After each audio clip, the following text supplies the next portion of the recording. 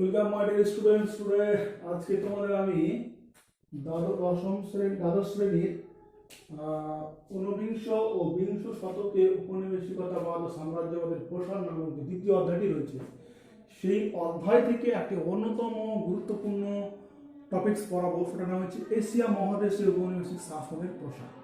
Asia মহাদেশে, আমাদের Asia মহাদেশে বা স্প্রিড অফ কলোনিয়ালিজম ইন এশিয়া, অর্থাৎ আমাদের এশিয়া মধ্যে, আমরা তো এশিয়া মহাদেশে বসবাস করি, এই এশিয়া মহাদেশে উপনিবেশিক শাসনটা কি হয়ে ছড়িয়ে পড়লো বা প্রসার ঘটলো সে সম্পর্কে আমরা প্রথমে দেখব যে পর্তুগিজ একজন নাবিক, তার নাম হচ্ছে ভাস্কো দা গামা। তিনি কি করছেন না 1498 খ্রিস্টাব্দে 1498 খ্রিস্টাব্দে 8ই জুন 4টি জাহাজ নিয়ে তিনি কি করলেন না একটা সামুদ্রিক অভিযানে বেরোলেন। এবং তিনি 1498 খ্রিস্টাব্দেরই 1 মার্চ, অর্থাৎ 8ই জুন থেকে 1498 খ্রিস্টাব্দে 1498 খ্রিস্টাব্দে তিনি বেরিয়েছিলেন এবং 1499 খ্রিস্টাব্দের 1 মার্চ কি করছেন তিনি মোজাম্বিক পৌঁছেছেন। মোজাম্বিকে পৌঁছালেন 1498 খ্রিস্টাব্দে। পৌঁছে তিনি কি করছেন সেখান থেকে, অর্থাৎ 1498 খ্রিস্টাব্দে তিনি আছেন, সেখান থেকে তিনি কি করছেন না মালয়, ভারতবর্ষ বা ভারতবর্ষের মালাবার উপকূল অঞ্চলে এসে পৌঁছালেন।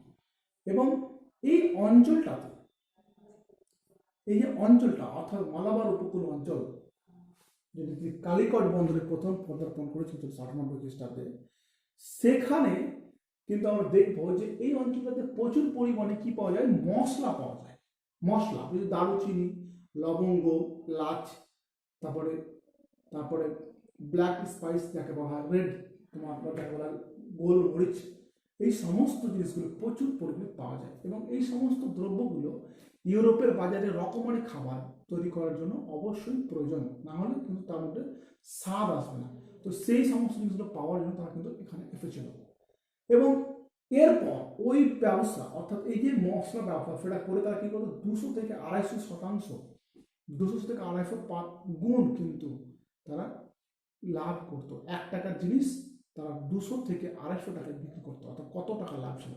এই লাভ পাওয়ার জন্য কিন্তু তাদের পর পর্তুগিজরা, ডাচ বা ওলন্দাজ, তারপরে ইংরেজ, ফরাসি, ডেনমার্ক প্রভৃতি ইউরোপীয় শক্তি কিন্তু আমাদের এই সমস্ত জায়গাগুলোতে এসেছে। তাহলে এবার তারা এসেছে এবং তারা প্রথমে কিন্তু তারা বাণিজ্য করতেই এসেছিল। পরবর্তীকালে বিভিন্ন রাজাদের দুর্বলতা, অভ্যন্তরীণ শাসনের অবস্থা, এই সমস্ত কাজগুলো তারা কিন্তু আস্তে আস্তে আমাদের দেশকে বা অন্যান্য ইউরোপ, আমাদের এশিয়া মহাদেশের অন্যান্য দেশগুলোকে তারা কবজা করে নিয়েছিল, সেটা আলাদা কথা, সেইগুলো আমরা পড়াবো। তাহলে এখানে আমরা দেখব প্রথমে যে এশিয়া মহাদেশ, এখানে আমার কিছু কিছু দেশ আছে, যেমন ভারতবর্ষ প্রধান দেশ, তারপরে নেপাল, তারপরে ব্রহ্মদেশ, তারপরে আফগানিস্তান, সিংহল, পাকিস্তান তখন ছিল না, সিংহল। তারপরে আমরা দেখব যে তারপরে দক্ষিণ পূর্ব এশিয়া রয়েছে, সেখানে তোমার আর রয়েছে ইন্দোনেশিয়া, তারপরে সেখানে রয়েছে তোমার মালয়েশিয়া, এই সমস্ত অঞ্চলগুলোতে তারা কীভাবে শাসন করেছিল।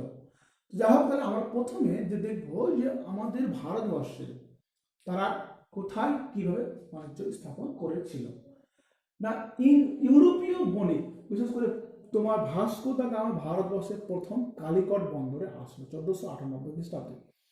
এবং তিনি এখানে এসে কালিকট বন্দরের রাজা তখন ছিল জামোরিন, সেই জামোরিনকে তিনি পরাজিত করে তিনি কিন্তু সেখানে বাণিজ্য করতে শুরু করলেন। কিসের বাণিজ্য করতে শুরু করলেন না তোমার মশলার বাণিজ্য শুরু করলেন। এবং তিনি যে পথ দিয়ে এসেছিলেন সেই পথটা ইউরোপের অন্যান্য দেশগুলো জানতে পেরে গেল। এবং তার ফলে ভারতবর্ষে পর্তুগিজের সঙ্গে সঙ্গে ওলন্দাজ বা ডাচ, তারপরে ফরাসি, ইংরেজ, ডেনমার্ক, এই সমস্ত বণিকরা কিন্তু আমাদের ভারতবর্ষে আসলো। এবং তারা বিভিন্ন জায়গায় বিভিন্ন কুঠি স্থাপন করলো। কুঠি তোমরা বুঝো, কুঠি মানে বাণিজ্য করার জন্য, যেখান থেকে বাণিজ্য করার জন্য, বাণিজ্য করতে গেলে একটা জায়গায় থাকতে হয়, সেই থাকার জায়গাটা বলা হয় কুঠি, ঠিক আছে? তো সেখান থেকে তারা কিন্তু বিভিন্ন জায়গায় দ্রব্য কিনে নিয়ে আসতো, তারপর আবার তারা দেশে পৌঁছে দিত। তো এটা করতে গেলে পর্তুগিজদের কিছু বাণিজ্য কুঠি ছিল। আমি পর্তুগিজ কিছু কুঠি বলবো, পর্তুগিজদের কুঠি, পর্তুগিজদের বাণিজ্য কুঠি। পর্তুগিজদের কি বাণিজ্য কুঠি ছিল এটা সম্পর্কে দেখো। পর্তুগিজরা কি করেছিল না, পর্তুগিজরা বোম্বাই অর্থাৎ আজকের মুম্বাই, কোচিন, তারপরে ডিউ সালসেট বেসিন এবং আমাদের বাংলার হুগলিতে বাণিজ্য কুঠি স্থাপন করেছিল। ভালো করে মনে রাখবে, কোচিন, বম্বে, ডিউ সালসেট বেসিন এবং তোমার হুগলি, এই সমস্ত অঞ্চলে বাণিজ্য কুঠি স্থাপন করেছিল। এছাড়া আমরা দেখব যে ওলন্দাজ কুঠি, কিছু ওলন্দাজ কুঠি আছে,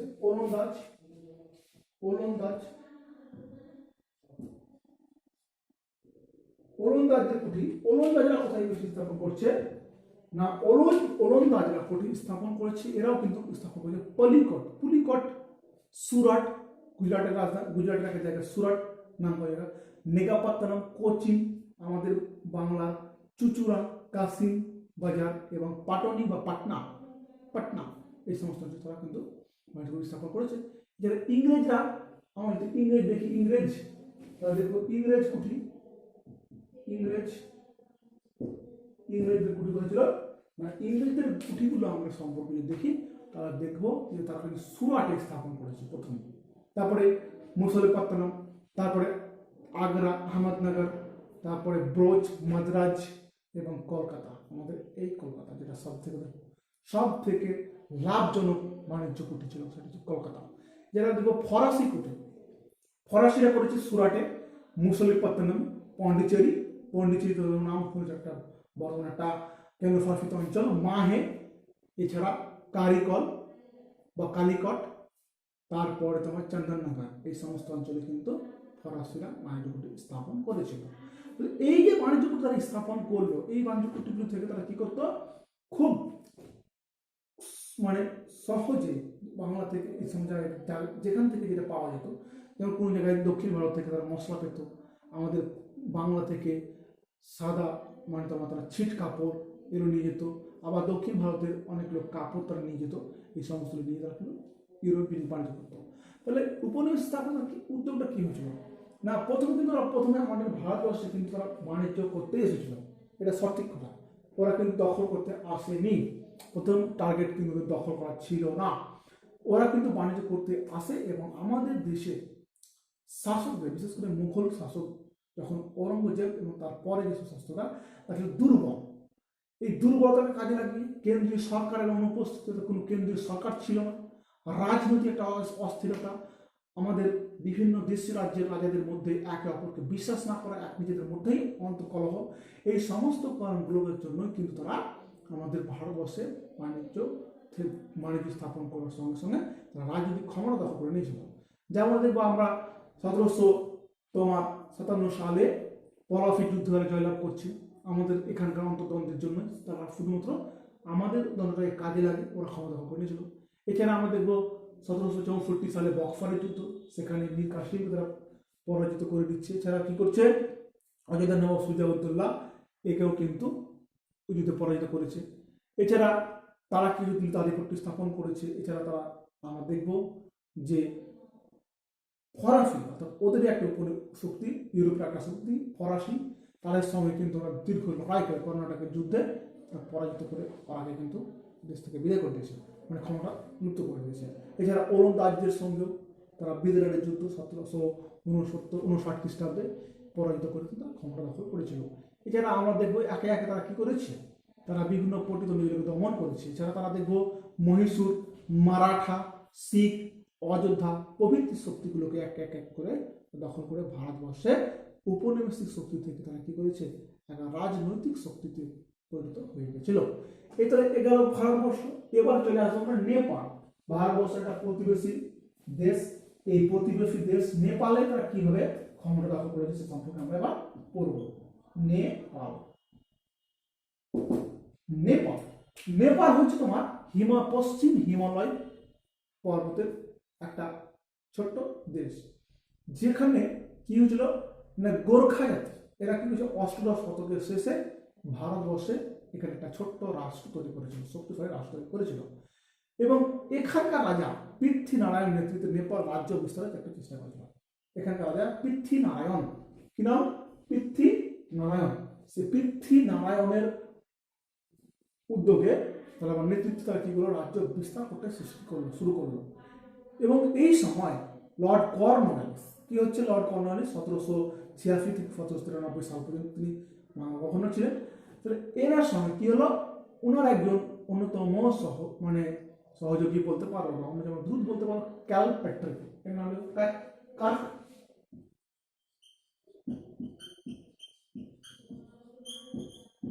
কার্পেট্রিক। এই কার্পেট্রিককে তিনি কি করলেন, নেপালে পাঠালেন নেপালের রাজার সঙ্গে সুসম্পর্ক স্থাপন করতে। কিন্তু কেউ রাজা কি সহজে রাজি হবে? হয়নি। তার ফলে কি হলো না, ইংরেজদের সঙ্গে একটা সম্পর্ক তিক্ত হয়ে গেল। যখন সম্পর্কটাকে সুসম্পর্ক স্থাপন করতে চেয়েছিল, কূটনৈতিক সুসম্পর্ক স্থাপন করতে চেয়েছিল, কিন্তু রাজা অস্বীকার করে। তারপরে কি হলো, 1814 খ্রিস্টাব্দে কি হচ্ছে, গোর্খাদের সঙ্গে কি হচ্ছে না, ওদের একটা কিন্তু ঝামেলা হচ্ছে। এবং গোর্খারা কি করছে, ইংরেজদের অধ্যুষিত ইংরেজদের নেপালের মধ্যেও, নেপালের কাছাকাছি ইংরেজদের অধ্যুষিত কি করছে না, বাটোয়াল সেরওয়াল দখল করে নিচ্ছে। বাটোয়াল এবং সেরওয়াল যে জায়গাতে অলরেডি ইংরেজরা করে রেখেছে, তো সে জায়গা দখল করে নিল। তো দখল করে নেওয়ার পর কি হচ্ছে, ওদের ঝামেলা সৃষ্টি হচ্ছে। যার ফলস্বরূপ আমরা দেখলাম যে ইঙ্গ ব্রহ্মযুদ্ধ শুরু হলো 1814 থেকে 1816। প্রথম ইঙ্গ, তারপরে ইঙ্গ নেপাল যুদ্ধ শুরু হলো 1814 থেকে 1816। এবং এই যুদ্ধে গোর্খা বাহিনী ইংরেজ বাহিনীর কাছে বিধ্বস্ত হয়ে ধ্বংস হয়ে গেল। তারপরে কি হলো, 1816 খ্রিস্টাব্দে সগৌলির সন্ধি, 1816 খ্রিস্টাব্দে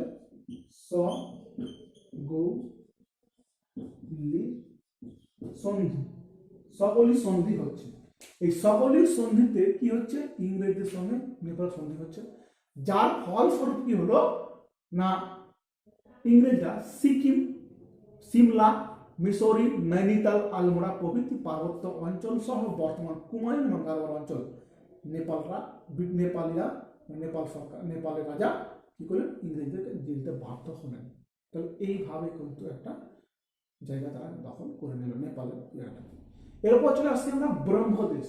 নেপালের পরে চলে আসছি ব্রহ্মদেশ বা মায়ানমার। ব্রহ্মদেশ কি করবো না, ব্রহ্মদেশ।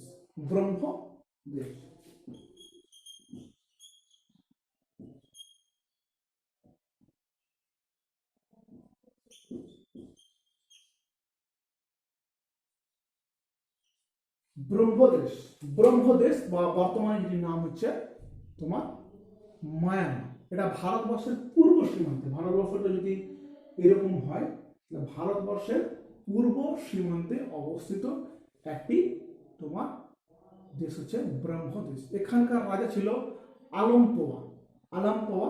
তিনি কি করছেন, দক্ষিণ ব্রহ্ম বা পেগু এবং ইরাবতী অঞ্চল জয় করে একটা শক্তিশালী সাম্রাজ্য গড়ে তুলেছিলেন।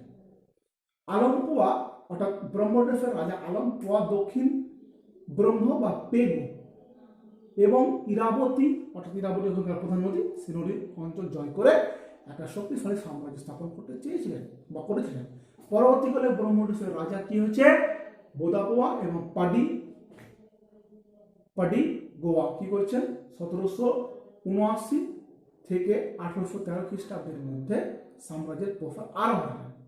আলমপোয়ার পরে কি হচ্ছে, বোদাপোয়া এবং পাডি গোরা, বোদাপোয়া এবং পাডি গোরা দুটো নাম।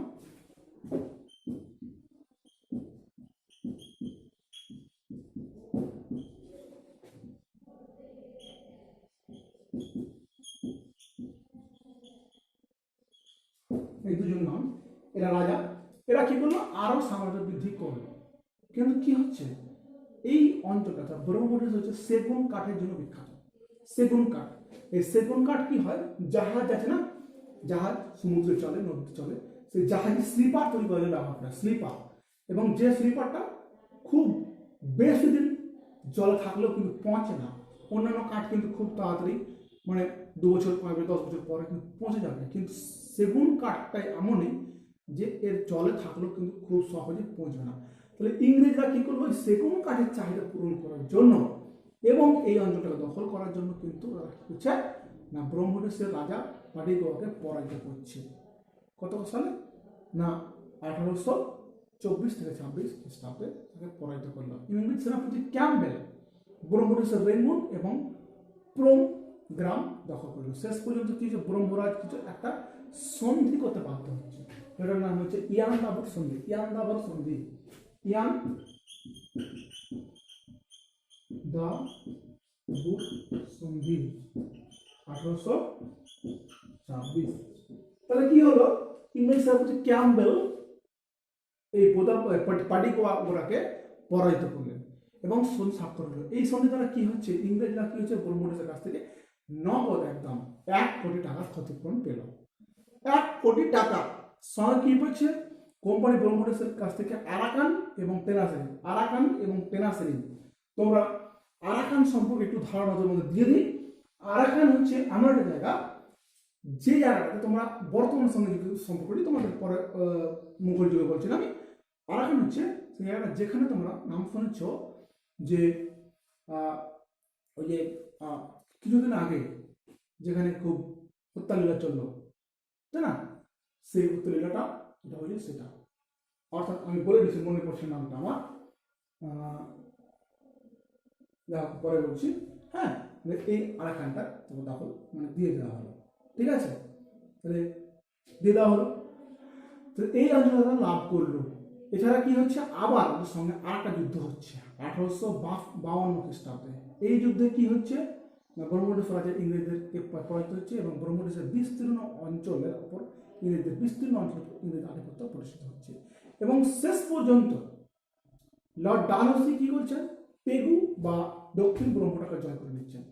এবং আরো একটা যুদ্ধ হয়েছিল 1785 থেকে 86 খ্রিস্টাব্দে, তৃতীয় ইঙ্গ ব্রহ্ম যুদ্ধ বলা হয়। সেই যুদ্ধে ব্রহ্মরাজ পরাজিত হলে ব্রহ্মদেশের অবশিষ্টাংশ, যে অংশটুকু বাকি ছিল, সেই অংশটুকু কিন্তু ইংরেজরা দখল করে নিল।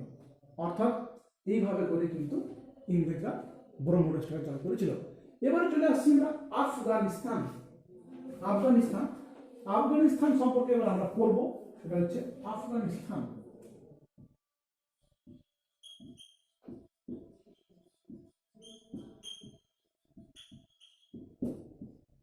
আফগানিস্তানটা কি হচ্ছে, আফগানিস্তান হচ্ছে তোমার আমাদের ভারতবর্ষের একেবারে উত্তর এবং পশ্চিম দিকে একটা সীমান্তবর্তী জায়গা, যার পাশে হচ্ছে তোমার রাশিয়া, ইউরোপের আর একটা দেশ হচ্ছে রাশিয়া, তাই না। তাহলে ব্রিটিশ শক্তি কি করছে, তার এই ভৌগোলিক অবস্থানের জন্য মানে আফগানিস্তান দখল করে তাকে প্রয়োজন ছিল। কিন্তু কি হচ্ছে না, আফগানিস্তানের উপরে একটা রুশদের আধিপত্য স্থাপিত না হয়, তার জন্য কিন্তু ইংরেজরা এই অঞ্চলটা দখল করতে চেয়েছিল। এবং ইংরেজরা কি করলো, আফগানিস্তান সাম্রাজ্য গ্রহণ করলো। কিন্তু কি হচ্ছে, 1839 থেকে 42 খ্রিস্টাব্দে আফগানিস্তানের সঙ্গে প্রথম ইঙ্গো আফগান যুদ্ধ হচ্ছে। এই যুদ্ধে কিন্তু আফগানিস্তানের কাছে কি হলো, ইংরেজ সেনাপতিরা কিন্তু পরাজিত হচ্ছে, যার ফলে ইংরেজদের যে সাম্রাজ্যবাদী নীতি আফগানিস্তানে সেটা ধাক্কা খেল। এবং তারপর তারা কি করছে, 1878 খ্রিস্টাব্দে আবার একটা যুদ্ধ করছে, যেটার নাম হচ্ছে তোমার দ্বিতীয় ইঙ্গো আফগান যুদ্ধ। এই যুদ্ধে কি হচ্ছে, লর্ড লিটন কিন্তু ব্যাপক বুদ্ধি লাগিয়ে কিন্তু যুদ্ধটা করেছিলেন এবং এই যুদ্ধে কিন্তু আফগানরা পরাজিত হচ্ছে এবং আফগানিস্তানের যে শাসক শের আলী তিনি পরাজিত হয়ে রাশিয়া পালিয়ে গেলেন। এবং আফগানিস্তানের যে শের আলী, তার একটা ছেলে ছিল, তার হচ্ছে বিদ্রোহী ছিল, মানে আফগানিস্তান শের আলী যেটা সিংহাসনে না বসে, সে বসে সিংহাসনে, তার নাম হচ্ছে ইয়াকুব খান। তো ইয়াকুব খানকে আফগানিস্তানে তো ইংরেজরা সরাসরি সাম্রাজ্য করতে যাবে না, কারণ ইংরেজদের তাহলে কিন্তু রাশিয়ার সঙ্গে যুদ্ধ করতে হতে পারে। তাই তারা কি করলো, ইয়াকুব খানকে সঙ্গে একটা সন্ধি করলো, যেটার নাম হচ্ছে গন্ডা মার্কের সন্ধি। গন্ডা মার্কের সন্ধি 1879। এই সন্ধির দ্বারা কি একটা স্বাক্ষরিত হচ্ছে, এই সন্ধির দ্বারা কি হলো, আফগানিস্তানের রাজধানী কাবুল এবং সীমান্তবর্তী প্রদেশগুলোতে একজন ইংরেজ রেসিডেন্ট রাখার সিদ্ধান্ত গ্রহণ করা হলো। আর কি করা হলো না, আফগানিস্তানের পররাষ্ট্র নীতির উপর ব্রিটিশদের নিয়ন্ত্রণ ছিল। আফগানিস্তানের কি পররাষ্ট্র নীতি, বিদেশ নীতি, সে ওর ওপর কিন্তু নিয়ন্ত্রণ স্থাপন করার সুযোগ পেয়ে গেল তোমার এরা ইংরেজরা। এছাড়া কি হচ্ছে, খাইবার গিরিপথ, সিন্ধু, বেলুচিস্তান সীমান্তবর্তী কয়েকটি উপজাতীয় অঞ্চলের ওপরও কিন্তু ইংরেজরা আধিপত্য স্থাপন করলো। আর কি করলো, কুররম, পিসিন এবং সিবি, কুররম, পিসি এবং সিবি এই তিনটি জেলার ওপর কিন্তু ব্রিটিশের সঙ্গে সরাসরি যুক্ত হয়ে গেল। এতগুলো জিনিস কিন্তু ইংরেজরা এই আফগানিস্তানকে দখল করে করতে পারলো। এরপরে আমরা চলে আসবো আরো একটি আমাদের ভারতবর্ষের প্রতিবেশী দেশ বর্তমানে, এটা নাম হচ্ছে সিংহল বা শ্রীলঙ্কা। সিংহল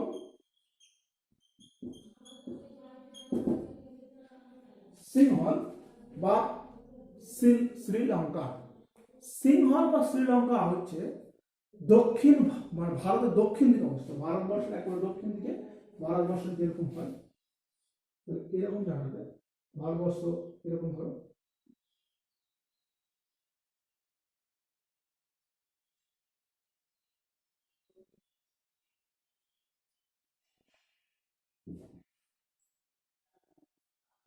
তাহলে এই জায়গাটা শ্রীলঙ্কা অবস্থিত।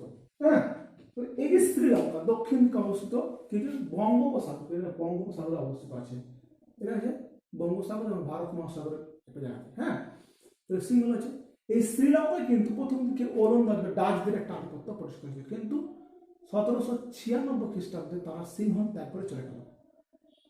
কারণ কি হচ্ছে না, 1802 খ্রিস্টাব্দে অ্যামিয়েনফের সন্ধি স্বাক্ষরিত হয়েছিল। এই অ্যামিয়েনফের সন্ধি স্বাক্ষরিত হওয়ার ফলে কিন্তু ডাচরা কিন্তু ইংরেজদের সঙ্গে মানে ইংরেজ ছেড়ে চলে যায়। এবং ইংরেজরা কিন্তু এই যে অঞ্চলটা, আমার এই ছবিটা কিন্তু হেসো না, কেউ কমেন্টস করে না, আমি ছবি কিন্তু খুব একটা বানাতে পারি না, তোমাদের বোঝানোর জন্য দিয়েছিলাম। হ্যাঁ, এদিকটাতে আফগানিস্তান আছে, এদিকটাতে ব্রহ্মদেশ আছে, এদিকটাতে নেপাল ছিল। হ্যাঁ, নেপাল আছে, এটা হচ্ছে শ্রীলঙ্কা। যাই হোক, আমি তোমাদেরকে আঁকতে বাধ্য হলাম। তাহলে অ্যামিয়েনফের সন্ধির পরে কিন্তু এই জায়গাটা ছেড়ে দিল ইংরেজদেরকে। ইংরেজরা সেখানে কি করছে, ইংরেজরা সেখানে গিয়ে তারা তোমার রবার এবং চা চাষটাকে ওরা এখানে শুরু করলো এই শ্রীলঙ্কাতে। তাহলে এবং তারপরে ওরা কি হলো, এই অঞ্চলটা অর্থাৎ ইংরেজদের একটা আর্থিক এবং বাণিজ্যিক একটা উপনিবেশে পরিণত হয়ে গেল এই অঞ্চলটা। তাহলে এটা যে প্রত্যক্ষভাবে এশিয়া মহাদেশের একটা অংশ পড়লাম। এবার আমরা আসবো দক্ষিণ পশ্চিম এশিয়া, দক্ষিণ পূর্ব এশিয়া। দক্ষিণ পূর্ব এশিয়াতে পড়াই আমরা, দেখি তোমার একটা ভিডিওতে হবে কিনা। এবার আসি, হয়ে যাবে দক্ষিণ পূর্ব এশিয়া। এটা যে আমরা পড়ালাম সেটা হচ্ছে শুধুমাত্র মূল এশিয়ার একটা কিছু অংশ। এবারে আসি দক্ষিণ পূর্ব এশিয়া। দক্ষিণ পূর্ব এশিয়া যে সাম্রাজ্য স্থাপন কিভাবে হয়েছিল সেগুলো আমরা দেখব। দক্ষিণ পূর্ব এশিয়াতে কি হয়েছে, বিদেশি উপনিবেশ শাসন প্রতিষ্ঠিত হয়। সেগুলির মধ্যে অন্যতম ছিল একটা ইন্দোনেশিয়া, তারপরে মালয়, ইন্দোচীন, শ্যাম, ফিলিপিন্স দ্বীপপুঞ্জ এবং হাওয়াই দ্বীপপুঞ্জ, এই সমস্ত অঞ্চলগুলো। ফিলিপিন্স দ্বীপপুঞ্জ, হাওয়াই দ্বীপপুঞ্জ। তাহলে প্রথমে হচ্ছে ইন্দোনেশিয়া, মালয় বা মালয়েশিয়া, ইন্দোচীন, শ্যাম দেশ বা থাইল্যান্ড, থাইল্যান্ড। হ্যাঁ, ফিলিপিন্স তো নাম আছে, ফিলিপিন্স দ্বীপপুঞ্জ আর হাওয়াই দ্বীপপুঞ্জ, এই সমস্ত জায়গা তারা স্থাপন করেছিল। তাহলে প্রথমে আমরা আসছি ইন্দোনেশিয়া। প্রথমে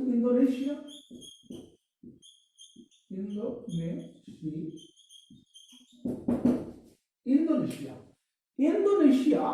এটা কিন্তু কয়েকটি দ্বীপ মিলে যুক্ত হয়েছিল। একটা হচ্ছে তোমার জাভা, সুমাত্রা, বর্নিও এবং বালি। জাভা, সুমাত্রা, বর্নিও এবং বালি, এই সমস্ত দ্বীপগুলো নিয়ে ইস্ট ইন্ডিজ বা ইন্দোনেশিয়া গঠিত হয়েছিল। এখানে কি ছিল, ওলন্দাজ বা ডাচরা কি কিন্তু ইন্দোনেশিয়ার আধিপত্য স্থাপন করেছিল।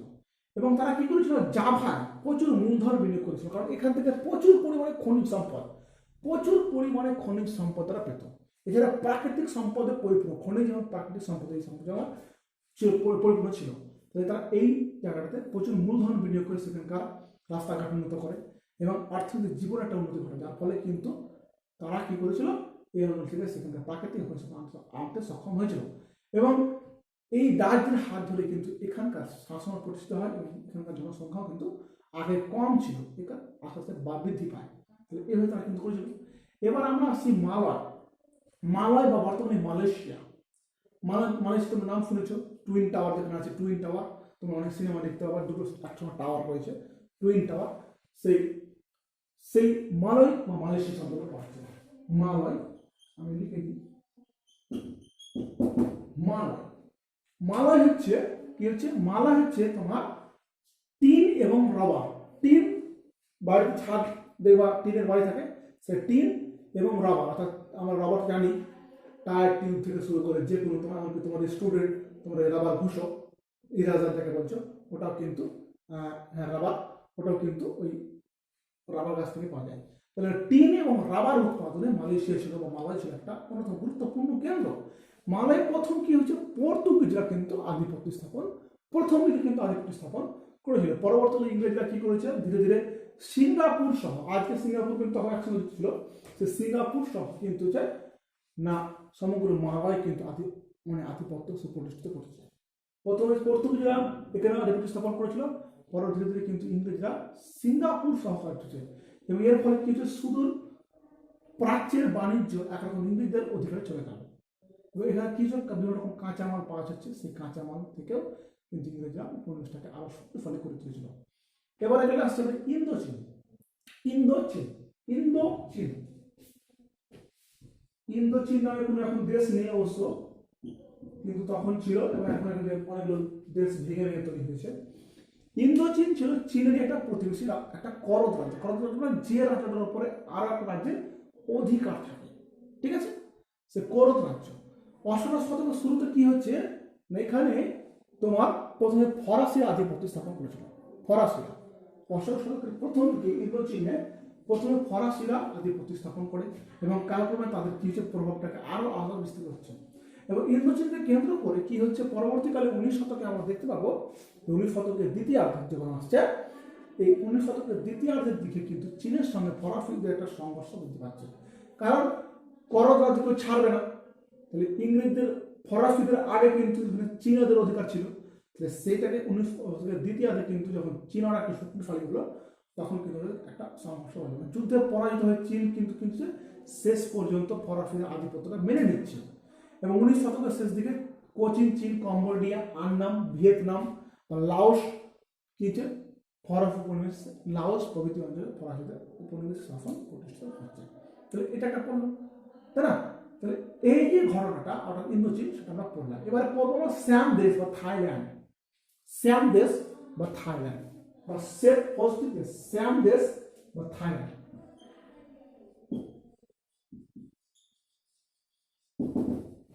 একটা কোশ্চেন তোমার জিকেতে পড়েছো, তোমার শ্বেত হস্তির দেশ বা সাদা হাতির দেশ কাকে বলে, থাইল্যান্ড কে বলা হয়। সেই দেশটির সম্পর্কে পড়ছিল শ্যাম দেশ।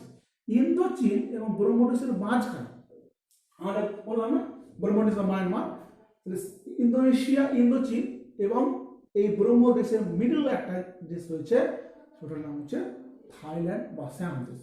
এটা কিন্তু ইংরেজ এবং ফ্রান্স সমগ্র, ইংল্যান্ড এবং ফ্রান্স সমগ্র ফ্রান্স দেশের শ্যাম দেশের উপরে আধিপত্য স্থাপন করতে না পারলেও কিছু কিছু দখল করে নিজেদের উপনিবেশিক আধিপত্য স্থাপন করেছিল। অর্থাৎ এই শ্যাম দেশের পরে ইংরেজরা এবং ফরাসিরা দুটো শক্তি দুজনের মধ্যে লড়াই করে হোক আর যাই করে হোক, তারা অর্ধাঅর্ধি করে কিছু কিছু অংশ কিন্তু দখল করে নিয়েছিল। এরপরে আমরা পড়ব ফিলিপিন্স দ্বীপপুঞ্জ। ফিলিপিন্স দ্বীপপুঞ্জ দক্ষিণ পূর্ব এশিয়া। ফিলিপিন্স লিখো, লিখে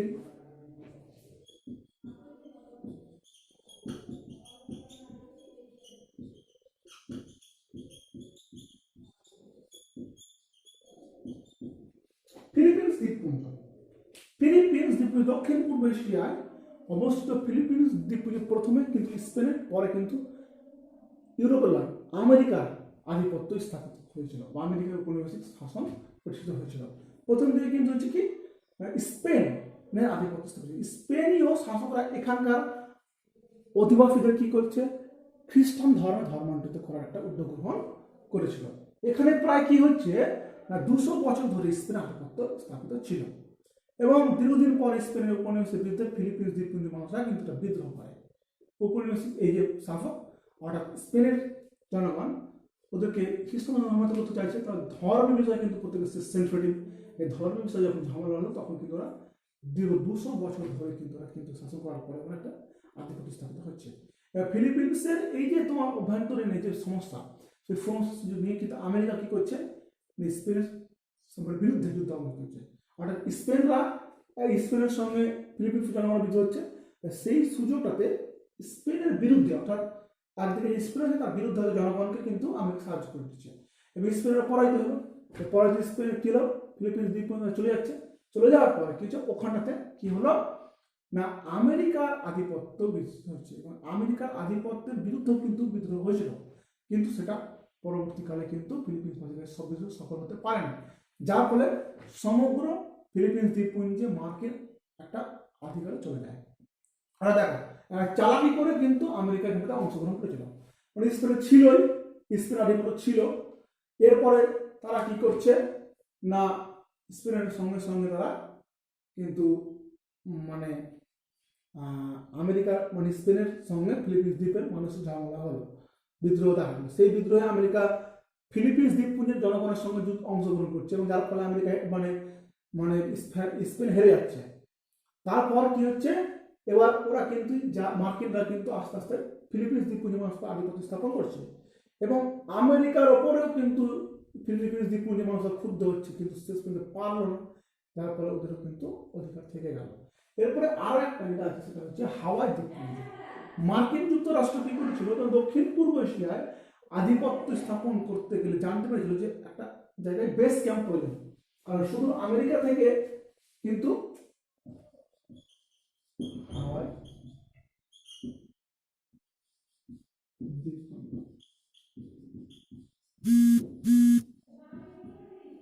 হাওয়াই দ্বীপপুঞ্জ, ঠিক আছে। হাওয়াই দ্বীপপুঞ্জ মার্কিন যুক্তরাষ্ট্র ছিল 1893 খ্রিস্টাব্দে হাওয়াই দ্বীপপুঞ্জ দখল করে সেখানে একটি কি করেছে প্রজাতন্ত্র প্রতিষ্ঠা করে এবং 5 বছর পর হাওয়াই দ্বীপপুঞ্জটাকে কিন্তু সম্পূর্ণভাবে আমেরিকা তার নিজে অন্তর্ভুক্ত করে নেয়। আমেরিকা যুক্তরাষ্ট্র প্রথমে কিন্তু 1893 খ্রিস্টাব্দে হাওয়াই দ্বীপপুঞ্জে একটা প্রজাতন্ত্র করছিল, যেখানে হাওয়াই মানুষজন নিজেরাই শাসন করে প্রজাতন্ত্র প্রতিষ্ঠা করে। কিন্তু 5 বছর পর অর্থাৎ 1898 সালে কিন্তু তারা কি হচ্ছে, সেখানে আমেরিকা নিয়ে দখল করে নিল এবং একটা তারা কি করলো, একটা সামরিক ঘাঁটি তৈরি করেছিল। তোমার নাম শুনে হয়তো, সেটা নাম হচ্ছে পার্ল হারবার, যেটা কি হয়েছিল 1941 সালে 7ই ডিসেম্বর জাপান কিন্তু সেটা উড়িয়ে দিয়েছিল, যার ফলে কিন্তু আমেরিকা দ্বিতীয় বিশ্বযুদ্ধে অংশগ্রহণ করে। তাহলে এই হাওয়াই দ্বীপপুঞ্জে কিন্তু সে স্থাপন করে, কারণ সে চেয়েছিল যে চায়না, জাপান, কোরিয়া এই সমস্ত অঞ্চল আধিপত্য স্থাপন করতে গেলে একটা বেস পয়েন্ট দরকার, তার জন্য কিন্তু আমেরিকা যুক্তরাষ্ট্র এই হাওয়াই দ্বীপপুঞ্জ আধিপত্য স্থাপন করেছিল, ঠিক আছে। এরপরে আমাদের ভিডিওটা আস্তে বড় হয়ে যাচ্ছে, তো যা হোক আর একটা পরে আজকে ভিডিওটা শেষ করবো। সেটা হচ্ছে মধ্যপ্রাচ্য। মধ্যপ্রাচ্য বলতে প্রাচ্যের মাঝামাঝি অঞ্চল অবস্থিত যে জায়গাটাকে বলা সেটা মধ্যপ্রাচ্য, ঠিক আছে। প্রাচ্য অর্থাৎ ইউরোপীয় দেশগুলোর মাঝে যে অঞ্চলটি অবস্থিত সেটাকে বলা হচ্ছে মধ্যপ্রাচ্য। মধ্যপ্রাচ্য, এই যে মধ্যপ্রাচ্য, সেই মধ্যপ্রাচ্যটা কিন্তু ছিল খুবই খনিজ সম্পদে পড়ে, বিশেষ করে তোমার ফসিল ফিউল, খনিজ সম্পদ, জ্বালানি তেল, এইটাই কিন্তু সমৃদ্ধ ছিল এই অঞ্চলটা, তাই না। তাহলে আমরা দেখবো যে মধ্যপ্রাচ্যের একটা জায়গা হচ্ছে পারস্য, তাই না। সেই মধ্যপ্রাচ্যের পারস্য কি হচ্ছে, পারস্যকে কেন্দ্র করে 19 শতকে মধ্যপ্রাচ্য লিখতে হবে একটু।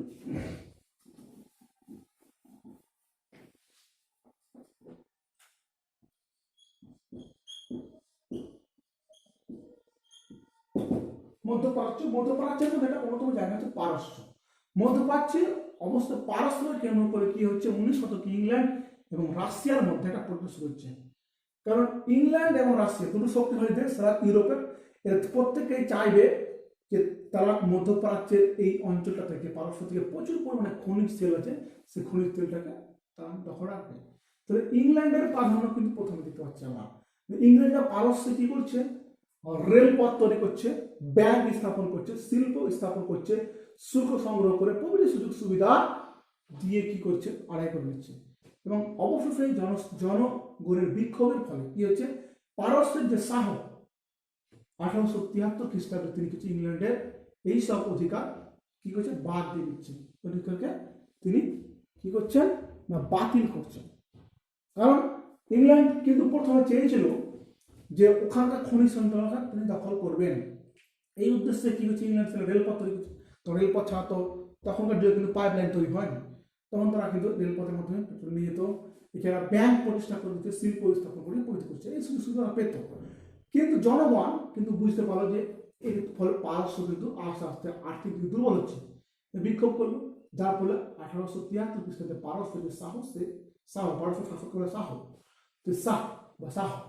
তিনি কি করলেন, 1873 খ্রিস্টাব্দে ইংল্যান্ডকে তার অধিকার থেকে বাদ দিলেন। এবং এরপর ইংল্যান্ডের পরবর্তীকালে কি হচ্ছে, পারস্য ইংল্যান্ডের সুযোগ সুবিধা বাতিল হওয়ার পরে কিন্তু সেখানে কি হচ্ছে, রাশিয়া এইসব সুযোগ সুবিধা লাভ করলো। অর্থাৎ ইউরোপ আর একটা শক্তিশালী দেশ রাশিয়া, পারস্যের শাহ রাশিয়াকে অনুমতি রাশিয়ার অনুমতি ছাড়া কোনো শক্তিকে রেলপথ নির্মাণ অধিকার দেওয়া হবে না। কি হচ্ছে, পারস্যের শাহকে রাশিয়া পরামর্শ দিচ্ছে বা প্রতিশ্রুতি দিচ্ছে যে পারস্যের রাজা যদি শাহ যদি অনুমতি দেয় তবেই কিন্তু পারস্যের ইউরোপের কোনো শক্তি এসে রেলপথ স্থাপন করবে। এবার পারস্যের শাহ রাশিয়ার কাছ থেকে কি করছে না বিপুল পরিমাণ অর্থ গ্রহণ করছে এবং রাশিয়ার হাতের পুতুলে পরিণত হয়েছে। কারণ প্রচুর পরিমাণে অর্থ দিয়ে রাশিয়া কিন্তু তাকে পারস্যের সম্রাটকে দিয়ে কিন্তু একটা হাতের পুতুলে পরিণত করছে। আর যার ফলে কিন্তু ইউরোপের অন্যান্য শক্তির মধ্যে ইংল্যান্ড কিন্তু বিরোধিতা করছে। কারণ পারস্যের যে পরিমাণ খনিজ সম্পদ লুকিয়ে রয়েছে, খনিজ তেল লুকিয়ে রয়েছে, তাকে কিন্তু পাওয়ার জন্য ইউরোপের অধিকাংশ রাষ্ট্র কিন্তু উদ্গ্রীব ছিল। আর এতে অংশগ্রহণ বেশি ভূমিকা পালন করছে ইংল্যান্ড। যার ফলে কি হলো, 1907 খ্রিস্টাব্দে ইন্দো রুশ একটা কনভেনশন স্বাক্ষরিত হয়েছে।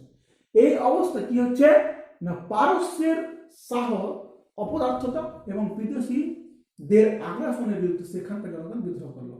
এবং শেষ পর্যন্ত কি হচ্ছে, 1907 খ্রিস্টাব্দে একটা ইংল্যান্ড এবং রাশিয়ার মধ্যে একটা কি হচ্ছে না কনভেনশন চুক্তি স্বাক্ষরিত হলো এবং উভয় রাষ্ট্র যৌথভাবে পারস্যের বিদ্রোহ দমনে উদ্যোগ নেবে।